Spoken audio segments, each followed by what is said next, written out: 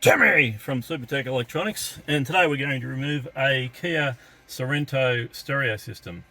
Tools we used is a big flat plastic spudger, a Phillips screwdriver, and in this case a very thin butter knife. Okay, let's get started. First thing we're going to do is remove the gear stick, get it out of the way. We're going to put it down in drive. This guy here is held in with clips and needs to come out.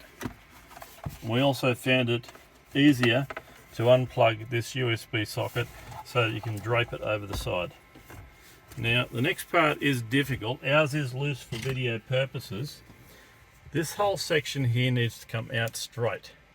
Now we started down the bottom, and once we got a gap by doing that, we used a plastic spudger to finish it off. So it is held in with clips, and it has to come straight out, not at an angle. It's got to come straight out that way, and it's being held in with these clips here. Now what we're going to do next is unplug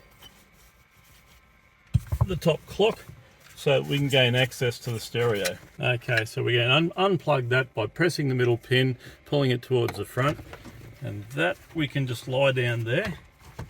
If you want to grab a towel and put over that to keep it safe, you certainly can do that. And now we've got 6 Phillips screws holding it in.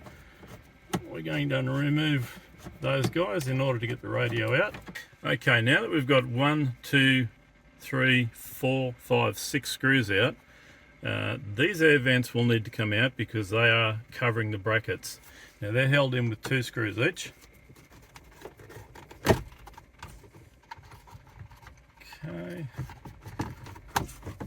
Okay, we can just put that aside for the time being.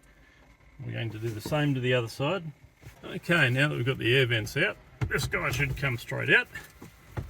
And we're going to have to unplug some electrical connections. There we go. Now that radio is ready to send off to Supertech Electronics for repair.